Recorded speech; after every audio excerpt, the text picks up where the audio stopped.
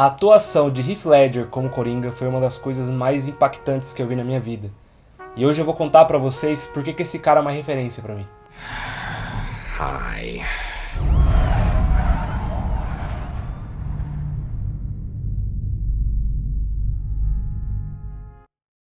Heathcliff Andrew Ledger, mais conhecido como Heath Ledger, foi um dos primeiros atores que se tornaram referência pra mim. Quando ele fez o Coringa eu nem sequer considerava ser ator. Mas depois que eu escolhi esse caminho, eu sabia que era esse o nível de qualidade que eu queria chegar um dia. Então eu fiquei obcecado pelo trabalho dele. Fui atrás de todos os filmes, séries que ele tinha feito, assisti entrevistas tanto que ele fez quanto que outras pessoas fizeram e falaram sobre ele. Li a biografia, ó, esse livro aqui, vídeos, documentários, o que tinha sobre ele eu ia atrás. E quanto mais eu via material sobre ele, mais eu me identificava. E mais eu admirava ele enquanto artista, não só sendo ator. Só que uma das coisas mais interessantes é o tanto de incompreensão e desinformação que fizeram sobre ele. Que ele era um ator do método, que ele tinha borderline, que o fato dele ter atuado, ter feito Coringa, teria matado ele. Bom, vamos esclarecer algumas coisas dessas, mas antes, se inscreve no canal e curte esse vídeo, falou?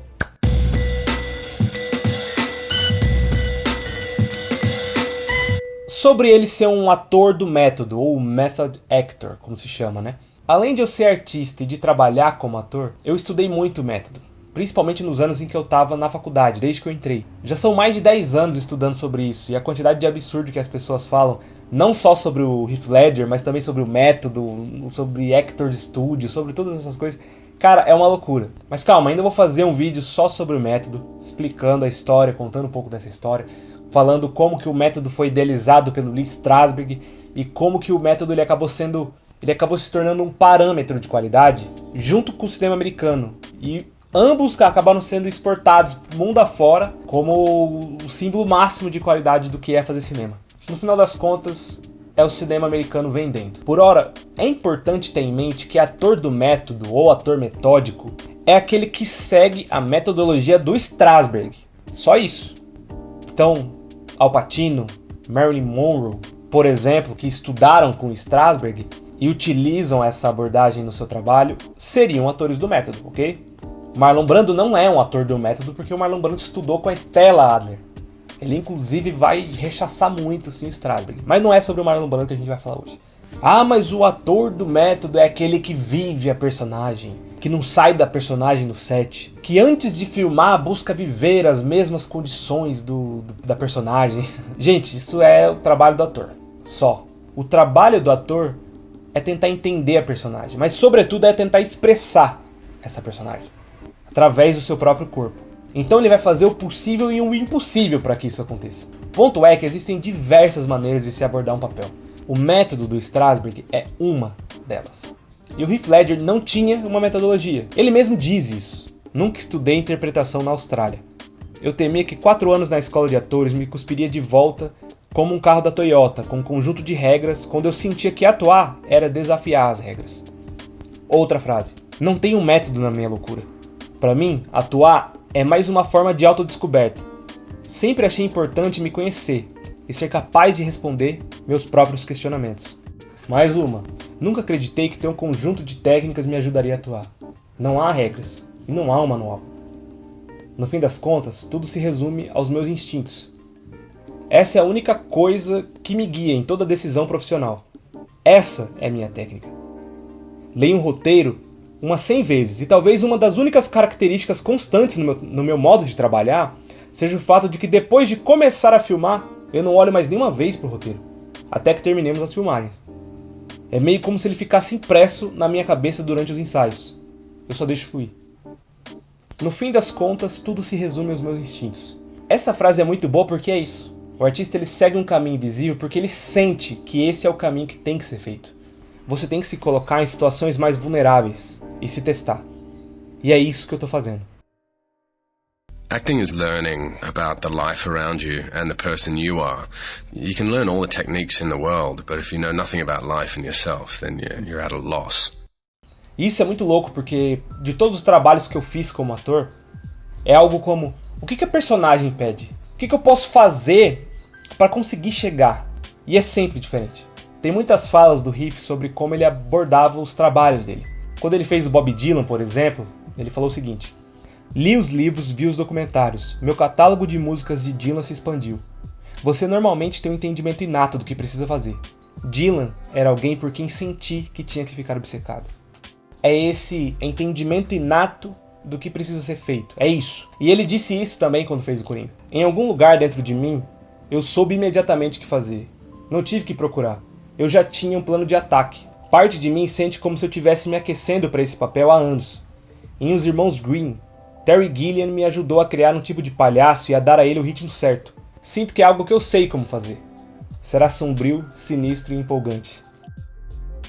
Se é um trabalho intuitivo, instintivo, de entendimento inato, não é uma metodologia fixa, algo rígido, mas sobretudo não é o método do Strasberg, porque em nenhum momento ele fala sobre, ele sequer cita alguma técnica que pudesse se assemelhar com a metodologia do Strasberg. Cada papel, cada personagem é um processo único. I locked myself away for 6 weeks in a room and I kind of came up with this creep. Walk around like a madman in finding posture, finding stance. Finding his voice is very important because when you find the voice, you find the breath within the voice.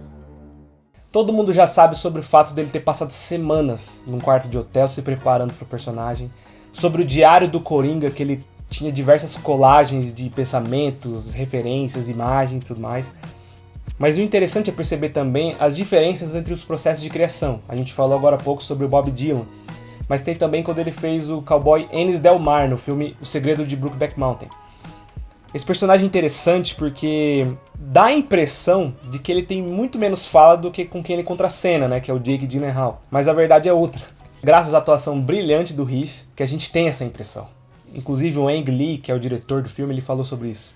He'd play a character with very few words. That's the impression people get. That's why he's a good actor. He has the most lines in the movie, but he just say it like a man with few words. Queria dar ao papel uma abordagem extremamente física, uma vez que isso era tudo o que me restava. Eu acreditava que qualquer forma de expressão do personagem tinha que ser dolorosa. Queria que ele fosse um punho fechado, e então minha boca ficou fechada também.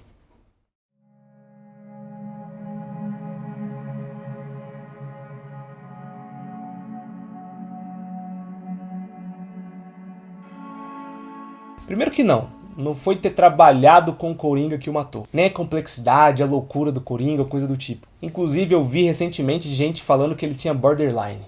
Cara, o fato dele ser muito dedicado ao trabalho, evidentemente é uma questão. Mas ele sempre foi muito dedicado. E não foi só com o Coringa que isso aconteceu. Cara, ele tava no auge e ele tava amando fazer o Coringa. Jack Nicholson did the Joker, man. I said, how do you tackle that? Like, without just doing a version of Jack. I'm sitting there walking, just thinking, and I suddenly hear, do you want to know how I got these scars? I'm like, I look at him, and he's kind of walking, holding his shirt. And he's like, my daddy was a drinker and a fiend. And he gives me this look, and man, goosebumps, chills run down me. And he does that little monologue for me. Why so serious? He finishes. I was just, holy, and I jump in the street, woo, yell it out, I'm punching him in the chest, and he's like, don't tell anyone. It was the most fun I've had with a character, hands down. Creatively, it was just, it was too good to be true. He was really thrilled with his portrayal of the Joker. Oh, he was over the moon with that role. He said, oh, it's the only time I get to arrive on my skateboard into the set, you know. And he said, it's just amazing. E quando a gente ama o que faz, seja o que for, a gente fica obcecado pela coisa. Sonha, fantasia, só pensa nisso. Eu não conseguia sair do personagem. Ele é sinistro, psicótico e tem sede de sangue. Ele é simplesmente louco e eu adorei. Enquanto ator, eu digo pra vocês que, de fato, a gente se envolve muito com a personagem. Mas não só isso, é o trabalho como um todo. E isso, na real, é desde o teste. Porque já no teste de elenco a gente começa a imaginar o que pode ser desse trabalho. A gente começa a criar expectativa, fica ansioso pela resposta do teste, a gente já começa a se imaginar dentro. A pesquisa já tá antes ainda da própria preparação pro filme. E a gente se envolve cada vez mais a cada etapa que a gente vai avançando. Sou a pior pessoa para fazer testes. Sou muito, muito ruim. Você está sendo avaliado e eu sou tão consciente disso que me consome. Não consigo relaxar. fico completamente duro, é idiota. Odeio isso. Então assim, todo o contexto de gravação, todas as pessoas com quem a gente trabalha, seja contracenando, seja nos bastidores, tudo isso além do mundo ficcional da personagem. Tem todo o período de construção e expectativa que acontece nos testes, todos os meses de preparação, as semanas de gravação e de repente, acaba. Como que isso não mexe com a cabeça da pessoa? Você é afetado pelo que quer que esteja retratando. Seu corpo cria uma memória das experiências que você teve na vida. Se você está se esforçando para sentir raiva todos os dias, você vai para casa com raiva. Então você chega em casa e diz: por que eu tô com raiva? Não tem nenhuma razão para ter raiva. E você se acalma de novo, mas permanece carregando isso. O clima de um filme sempre me domina. Entende? A gente sempre é afetado. No segundo em que eu me deitava para dormir e fechar meus olhos, eu passava por tudo que tinha acontecido novamente. Cada tomada, cada coisinha, me lembro de tudo. Você não para de pensar sobre isso. Não para de carregar isso por aí, e é bem difícil. Me sinto como uma esponja quando estou trabalhando. Cara, a gente chega a sonhar com o universo do personagem. Isso é muito louco. E é parte do processo. Então assim, não foi o Coringa que matou o Heath. A verdade é que ele era uma pessoa, diziam, né? Muito enérgica, ansiosa. E principalmente nos últimos anos ele lidava com uma insônia terrível. O trabalho em excesso pode ter complicado isso? Com certeza, mas não é como as pessoas andam dizendo, criando toda essa lenda do personagem que tomou conta do ator, esse personagem ultra complexo, enfim, não é isso. Como atores, nos pedem para expormos nossas almas, e a questão é estar preparado para fazer isso ou não. O que ganho com isso é extremamente terapêutico, posso gritar. Representar também é uma forma de escapismo.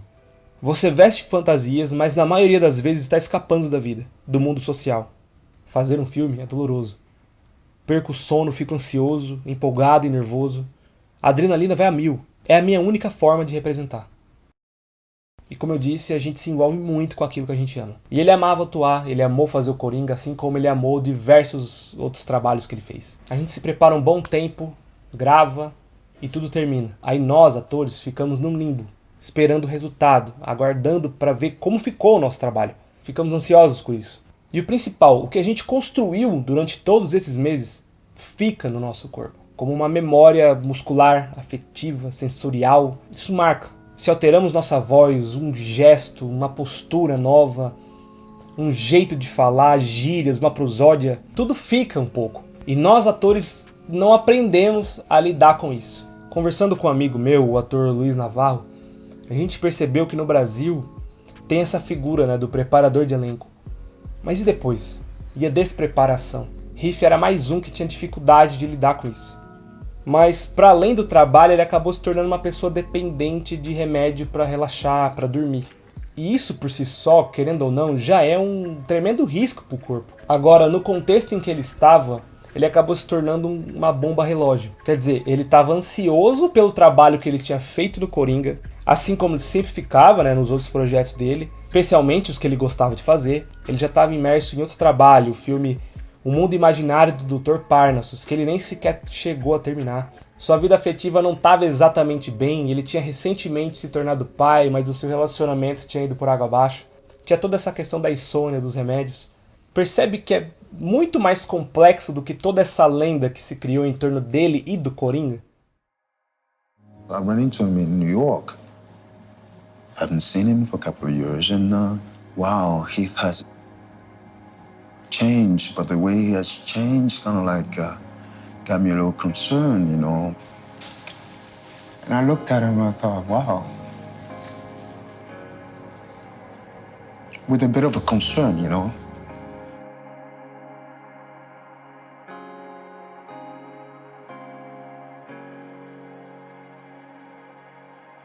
As pessoas sempre se sentem obrigadas a resumir você, a presumir que o entendem e que podem lhe descrever. Sem problema, mas existem muitas histórias dentro de mim, e o desejo de obter conquistas sem ter de me transformar em um estereótipo. Muito além dele ser um excelente ator, ele era um puta de um artista. Tava começando na direção, tinha feito alguns clipes com o Ben Harper, tinha projetos de longa também.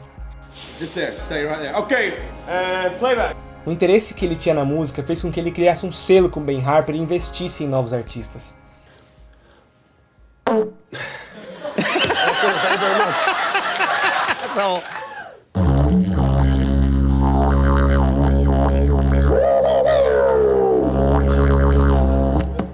Quem viu 10 Coisas que Eu Odeio em Você mal sabe que desde a época dele na escola ele chegou a criar a coreografia. E que o maior ídolo dele no cinema era o Gene Kelly, que é um dos maiores nomes do cinema musical hollywoodiano. Ele era fascinado por xadrez e ele queria inclusive adaptar para o cinema o livro The Queen's Gambit, que inclusive seria a estreia dele na direção, e que depois, e mais recentemente, virou uma série na Netflix, né, o Gambito da Rainha. Ele vivia filmando, fotografando, se testando, inventando, criando. Era um espírito livre, e é raro um artista assim. E por isso ele é uma referência para mim. E você? Quais são as suas referências? Se inscreve e comenta aqui embaixo. Até a próxima.